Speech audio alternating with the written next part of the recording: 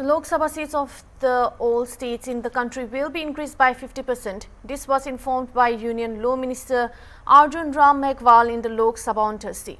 He also informed that the total seat in the House will be increased to 815, of which 272 will be reserved for women. The statement was made as the centre tabled 3 bills for which a special session was convened for the next 3 days. The Constitutional Amendment Bill and Delimitation Bill was tabled by the Law Minister, while Union Home Minister Amit Shah introduced the Union Territories Law Amendment Bill. मैं सदन को थोड़ा अवगत कराना चाहता हूं। जब आजादी के 75 वर्ष के बाद अमृतकाल के युग में प्रधानमंत्री श्री नरेंद्र मोदी जी ने नए संसद भवन में पहले बिल के रूप में 18 से 21 सितंबर 2023 को विशेष सत्र के माध्यम से नारी शक्ति वंदन अधिनियम पारित करवाकर लोकसभा व विधानसभा में महिलाओं के 33% प्रतिनिधित्व को सुनिश्चित करके लोकतंत्र को पुष्पित व पल्लवित करने का अभिनव कार्य किया है। आज उसी श्रृंखला में हम ये अमेंडमेंट बिल लेकर के आए हैं। इसी संसद में 17वीं लोकसभा के दौरान 18 से 21 सितंबर 2023 को आयोजित विशेष सत्र में पारित की गई द कॉन्स्टिट्यूशन 106 अमेंडमेंट एक्ट, जिसको हम नारी शक्ति वंदन कहते हैं, और जिसको 28 सितंबर को राष्ट्रपति जी ने अनुमोदित किया।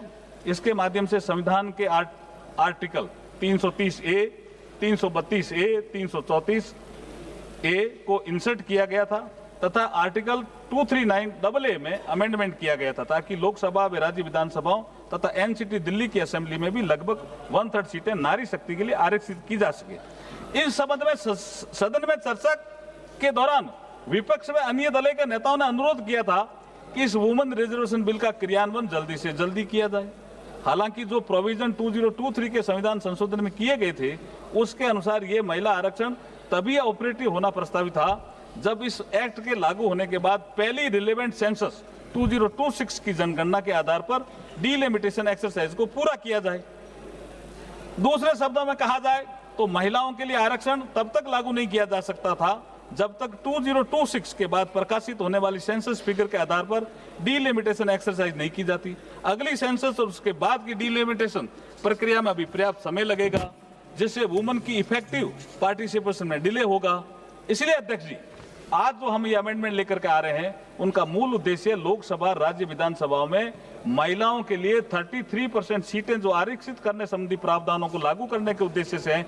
इसके लिए संविधान के आर्टिकल 55, आर्टिकल 81, 82, 172, 330, 332 और 33A में संशोधन का प्रस्ताव है, जो बिल में साफ साफ उल्लेखित है।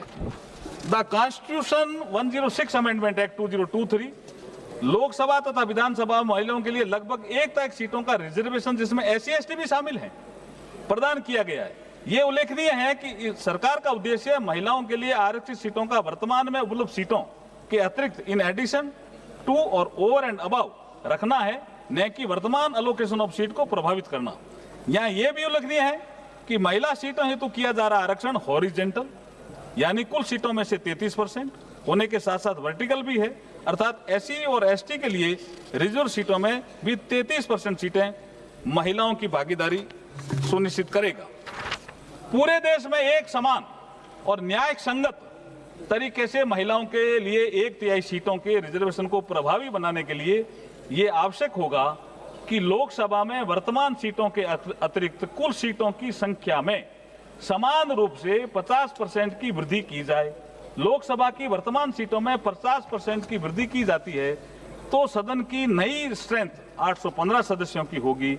इसमें से 272 सीटें महिलाओं के लिए आरक्षित होगी, जो कुल 815 सीटों का 1/3 है।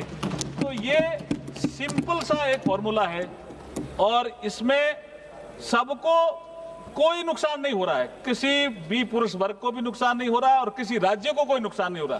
जो ताकत जिस राज्य की है उतनी ही ताकत आने वाले समय में रहेगी। वर्ष 2011 की सेंसस के जनसंख्या के आंकड़ों के संबंध में यही उपलब्ध नवीनतम सेंसस फिगर है और वर्ष 25 में अधिसूचित वर्तमान जनगणना प्रक्रिया के परिणाम किसी भी स्थिति में 2027 के उत्तरार्ध या 28 के प्रारंभ से पहले उपलब्ध नहीं होंगे। 2011 की जनगणना का उपयोग रीएडजस्टमेंट या डिवीजन ऑफ टेरिटोरियल कॉन्स्टिट्यूएंसी तथा SC ST के लिए सीटों के अलोकेशन के लिए किया जाएगा। ये हमने हमारा जो उद्देश्य है बिल का उसमें भी लिखा है।